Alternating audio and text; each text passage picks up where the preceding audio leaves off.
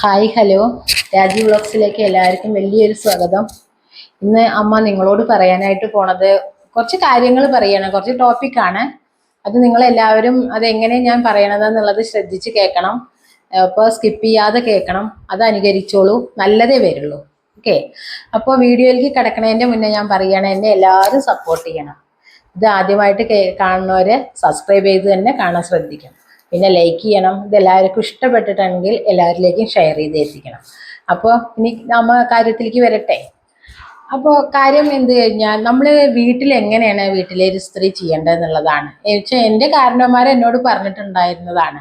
ചില കുട്ടികളെ അഹങ്കാരം കൊണ്ട് അങ്ങനെ നടന്നോളുന്നില്ല. ചിലവർ അത് നല്ലതാണെന്ന് വിചാരിച്ച് അതേപോലെ നടക്കും. അപ്പോൾ അവർക്ക് നല്ലത് വരും. അത് അഹങ്കാരമായിട്ട് അമ്മയും അച്ഛനും പറയുന്നത് കേട്ടിട്ട് അങ്ങനെ നടക്കില്ല എന്നുള്ളവർക്ക് അതിൻ്റെ ചില ദോഷങ്ങൾ കാണുന്നുണ്ടാവും. അതിപ്പോൾ എനിക്കാണെങ്കിലും നിങ്ങൾക്കാണെങ്കിലും അത് അങ്ങനെ തന്നെയാണ് അല്ലേ? അപ്പൊ കേട്ടിട്ടില്ലേ പണ്ടൊരു പഴഞ്ചൊല്ല്, മൂത്തവർ വാക്കും മുതുനെല്ലിക്കയും ആദ്യം കയക്കും പിന്നെ മധുരിക്കും അല്ലേ? അപ്പൊ നമ്മള് പതുക്കെയാണ് ഒക്കെ മനസ്സിലാക്കുക. അപ്പോഴേക്കും നമ്മളെ പ്രായം പോകും അല്ലേ? നമ്മളെ ചോരത്തിളപ്പിന്റെ പ്രായം പോകുമ്പോൾ നമുക്ക് അനുസരിക്കേണ്ട സമയം വരും. അപ്പോഴും നമ്മൾ അനുസരിക്കും. അപ്പോഴേക്കൊക്കെ നമ്മളെ സമയം കഴിഞ്ഞിട്ടുണ്ടാവും അല്ലേ? നമ്മളെ ചെറുപ്പത്തിൽ തന്നെ വേണം നമ്മളെല്ലാം അനുകരിച്ച് പോകാനായിട്ടോ. അപ്പൊ അതെന്താന്ന് പറയാം.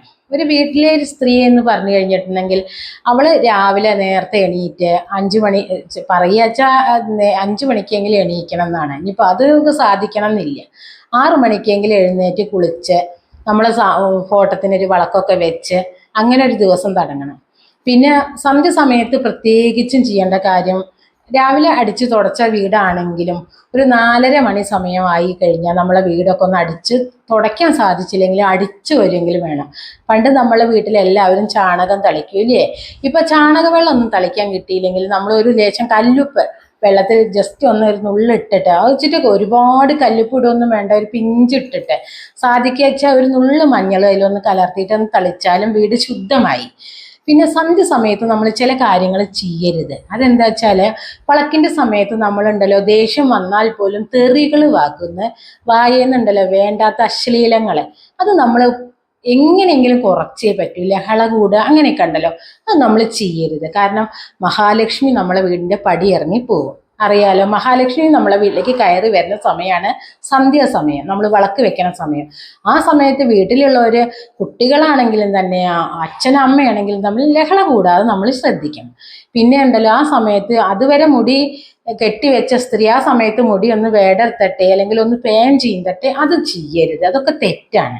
മനസ്സിലായില്ല? അതൊക്കെ മഹാലക്ഷ്മി നമ്മളെ വീടിൻ്റെ പടി ഇറങ്ങിപ്പോണ ഒരു കാര്യമാണ്. പിന്നെ നമ്മൾ രാത്രി അടുക്കള വൃത്തിയാക്കണം. നമ്മളെ അറിയാലോ, വൃത്തിയാക്കിയിടണം. എച്ചിലൊന്നും പാടില്ല. കുറച്ച് ഭക്ഷണം നമ്മൾ ലേശം അവിടെ അന്നപൂർണേശ്വരിക്കുക എന്നുള്ളൊരു ഇതിൽ നമ്മളൊരു ചെറിയ പാത്രത്തിൽ കുറച്ചെങ്കിലും ഭക്ഷണം ബാക്കി വെച്ച് നമ്മൾ അടച്ചു വെക്കണം. അത് പണ്ടുണ്ടല്ലോ വെച്ചടക്കുക എന്ന് നമ്മളെ വീട്ടിലുള്ളവർ പറയണത്. ആ വെച്ചടക്കൽ ഇത് തന്നെയാണ്. കുറച്ച് ഭക്ഷണം അവിടെ വെച്ചടക്കുക. പണ്ടൊക്കെ അത്താഴ പട്ടിണിക്കാരുണ്ടോ ചോദിച്ച് കൊടുത്തിരുന്നൊരു കാലമുണ്ട് അത്രേ. നമ്മളിപ്പോൾ ഈ കാലത്ത് അതൊന്നും ആരും ചെയ്യണില്ല. എന്നാലും കുറച്ച് ഭക്ഷണം മാറ്റി വെക്കണം, അത് നമ്മൾ ശ്രദ്ധിക്കണം. പിന്നെ നമ്മൾ എന്താ പറയുക, സന്ധ്യ സമയത്തുണ്ടല്ലോ വിളക്ക് വെക്കേണ്ട സമയത്ത് നമ്മൾ കരിയില കൂട്ടിയും മുറ്റത്തൊക്കെ അടിക്കാട്ട് ഇപ്പം നമ്മൾ 5 സെൻറ്റോ 4 സെൻറ്റോ 3 സെൻറ്റിലോ വീട് കയറ്റുന്ന ഒരു കാലം വന്നു. പക്ഷേ എല്ലാവരും മുറ്റം അടിച്ചു കഴിഞ്ഞാൽ സന്ധ്യയ്ക്ക് ഉണ്ടല്ലോ വിളക്കൊക്കെ കൊളുത്തി കഴിഞ്ഞാൽ കരിയില എന്നത്തെ കത്തിക്കട്ടെ. അങ്ങനെ നമ്മൾ ചെയ്യരുത്. നമുക്ക് കത്തിക്കാം, അത് പകല് കത്തിക്കാം. നമുക്ക് മനസ്സിലായില്ലേ? രാവിലെ നേരം നമുക്ക് കത്തിക്കാം, അതിനൊരു കുഴപ്പമില്ല. സന്ധ്യയ്ക്ക് നമ്മൾ ഒരിക്കലും കരിയില കൂട്ടി കത്തിക്കരുത്. പിന്നെ പെണ്ണുങ്ങൾക്ക് ഒരു ശീലമുണ്ട്, രാവിലെ എന്നും കുളിക്കും തിരുമ്പും ഒന്നും ചെയ്യാത്തവർ സന്ധ്യ സമയത്ത് എല്ലാ തിരക്കും കഴിഞ്ഞ് എല്ലാ വീട്ടിലും വിളക്ക് വെക്കേണ്ട സമയം വരുമ്പോൾ ടാങ്കിൻ്റെ വക്കത്തോ കല്ലിൻ്റെ ചോട്ടിലോ എവിടെയെങ്കിലും പോയിട്ട് അടിച്ച് തിരുമ്പണം നമ്മൾ കേൾക്കണുണ്ടല്ലേ?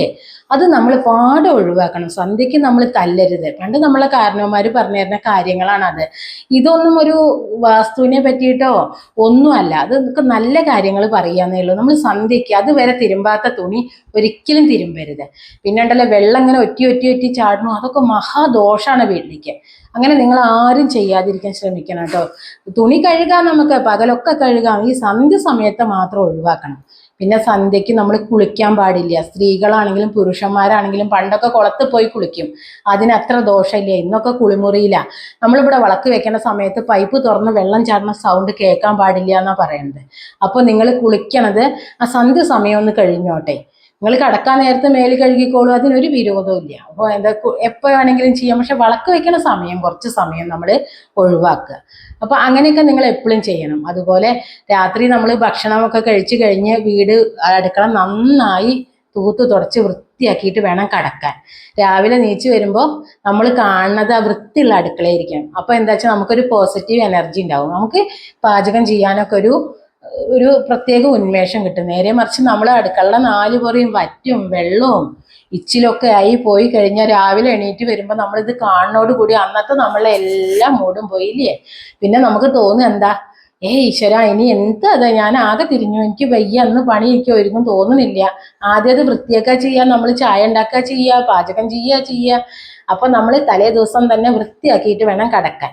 പിന്നെ എന്താ വെച്ചാൽ നമ്മൾ ആവണതും പിശുക്ക് ഇത്തിരി ഒഴിവാക്കണം. മഹാലക്ഷ്മിക്ക് പിശുക്ക് ഇഷ്ടമല്ല അത്രേ. കയ്യിലെ കാശ് നമ്മൾ അടുക്കി പെറുക്കി കൂട്ടി വെച്ചിട്ട് ഒരു കാര്യമില്ല. നമ്മൾ വീട്ടിലത്തെ സാധനങ്ങൾ വാങ്ങുമ്പോൾ ഒരു ചായയുടെ അരിപ്പാണെങ്കിലും നമ്മളുണ്ടല്ലോ പ്ലാസ്റ്റിക്കിൻ്റെ ഒക്കെ വാങ്ങണം, ഏറ്റവും കുറഞ്ഞ വിലയുടെ നമ്മൾ ചെയ്യരുത് അത്രേ. അപ്പൊ നമ്മൾ എപ്പോഴും നല്ല സാധനം വാങ്ങണം. മഹാലക്ഷ്മിക്ക് ഇഷ്ടം പൈസ അങ്ങനെ ഒഴുകി നടക്കണത് അത്രേ. അപ്പോൾ നമ്മൾ ചിലവാക്കാൻ മടിച്ച് പിശുക്കരുത്. അത് എവിടെയെങ്കിലും ഇട്ട് പിടിക്കും നമ്മളെന്നാ പറയണത്. അപ്പൊ നമുക്ക് ദാരിദ്ര്യം കൂടുതലുണ്ടാവും. പിന്നെ സ്ത്രീകളെ എങ്ങനെ വേണമെന്നറിയോ, രാവിലെ തന്നെ നമ്മൾ എവിടേക്കെങ്കിലും പുറത്തേക്ക് പോണ ഒരു സ്ത്രീ എങ്ങനെ ഒരുങ്ങും അങ്ങനെ ഒരുങ്ങിയിരിക്കണം അത്രേ. അതാണ് അത്രേ മഹാലക്ഷ്മിക്ക് ഇഷ്ടം. നമ്മൾ തന്നെയാണ് മഹാലക്ഷ്മി മക്കളെ. അല്ലാതെ ഭഗവതിയെ നിങ്ങൾ ആരെങ്കിലും കണ്ടിട്ടുണ്ടോ? നമ്മളുടെ ഉള്ളിലാണ് ദേവി. അന്തർമുഖ ആരാധ്യേ ബഹിർമുഖ ദുർലഭേ, അത് നിങ്ങൾ കേട്ടിട്ടില്ലേ? നമ്മളെ അതിൽ പറയുന്നത് കേട്ടിട്ടില്ലേ?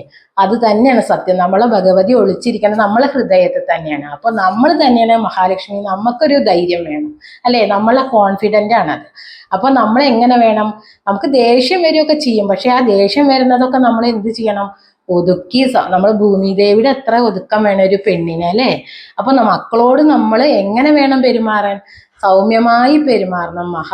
ഭൂമിദേവിയെ നമ്മൾ എന്തൊക്കെ ചെയ്യണു അല്ലേ, ചവിട്ടി വേദനിപ്പിക്കുന്നു, കുഴൽ കിണർ കുത്തുന്നു, എല്ലാം ഭൂമിദേവിക്ക് ഏൽക്കണ പ്രഹരം തന്നെയാണ്. അപ്പോ ഒരു സ്ത്രീ വീട്ടിലത്തെ ഭൂമിദേവിയുടെ പോലെ വേണം. അത് കണ്ടിട്ടല്ലേ മക്കള് വളരുക. നമ്മളെ അമ്മമാരിൽ നിന്ന് തുടങ്ങണം വീട് നന്നാക്കാൻ അല്ലേ. വീട്ടിൽ നിന്ന് ഒരു സ്ത്രീ തന്നെ വേണം ആദ്യം തുടങ്ങി വെക്കാൻ നല്ലത്. അപ്പോൾ ഇതുപോലെ നിങ്ങളൊക്കെ ചെയ്തു നോക്കൂ, നല്ലത് വരും. ആ വീട്ടിൽ ഐശ്വര്യം ഉണ്ടാവും, എല്ലാം ഉണ്ടാവും, പണം ഉണ്ടാവും, എല്ലാം സമ്പൽ സമൃദ്ധവും. പിന്നെ നിങ്ങളൊരു കാര്യമുണ്ട്, എനിക്ക് അതില്ലല്ലോ ഇതില്ലല്ലോ, ഇല്ലപ്പാട്ട് പറയാതിരിക്കുക. കാടിക്കഞ്ഞ് മൂടിക്കുടിക്കുക എന്ന് പണ്ട് നമ്മളെ കാരണവന്മാർ പറഞ്ഞത് ഒട്ടും ഇല്ലാത്തതല്ല. നമ്മൾ ദാരിദ്ര്യം പറയരുത് എന്നാണ് അതിൻ്റെ അർത്ഥം. ഇല്ലെങ്കിലും ഉണ്ടെന്ന് എല്ലാവരോടും പറയുക. നമുക്ക് ഉള്ളത് നമ്മൾ നേരെ വൃത്തിയിൽ നടക്കാൻ ശ്രമിക്കുക. കീറിയതും പറഞ്ഞതും ഡ്രസ്സ് വൃത്തിയില്ലാത്തവർ തുന്നിയിട്ടെങ്കിലും ഇപ്പം ഇല്ലാത്തവർ കുറവാണ്. അങ്ങനെയൊക്കെ നിങ്ങൾ ചെയ്തു നോക്കൂ, പുരോഗതി മാത്രമേ വരുള്ളൂ കേട്ടോ. അപ്പോൾ നിങ്ങൾ അങ്ങനെ തന്നെ ചെയ്യണം. രാവിലെ പുറപ്പെട്ടിരിക്കണം, കുളിയും കുറിയൊക്കെ കഴിഞ്ഞ് വൃത്തിയിൽ നടന്നോളൂ. ഐശ്വര്യം കൂടെ ഉണ്ടാവും. നിങ്ങൾ തന്നെ ആയിരിക്കും ആ വീട്ടിലത്തെ മഹാലക്ഷ്മി കേട്ടോ. ഇതൊക്കെ എൻ്റെ കാരണവന്മാർ പറഞ്ഞു കേട്ടിട്ട് എനിക്കുള്ള അറിവാണ്. അപ്പൊ ഇതൊക്കെ നിങ്ങൾക്ക് ഞാൻ പകർന്നു തന്നെന്ന് മാത്രം. എന്നോട് ആരും ദേഷ്യപ്പെടുകയൊന്നും വേണ്ട. നിങ്ങൾക്ക് അനുകരിക്കാൻ പറ്റുന്നവരൊക്കെ അനുകരിക്കുക, നല്ലതേ വരൂ. കാശും പണവും ആരൊക്കെ അപ്പൊ കാശും പണവും വേണ്ടാത്തത്, അതൊക്കെ നിങ്ങൾക്ക് ധനം ഒഴുകി വരൂ കേട്ടോ അങ്ങനെയൊക്കെ ചെയ്താലേ. അപ്പോൾ ഞാൻ പറഞ്ഞത് എല്ലാവർക്കും ഇഷ്ടപ്പെട്ടു എന്ന് വിചാരിക്കുന്നു. അപ്പോൾ ഇത് എല്ലാവരിലേക്കും ഷെയർ ചെയ്ത് എത്തിക്കണം കേട്ടോ. അപ്പൊ ഇനി പുതിയൊരു വീഡിയോ ആയിട്ട് വരുന്നവരേക്കും ബൈ.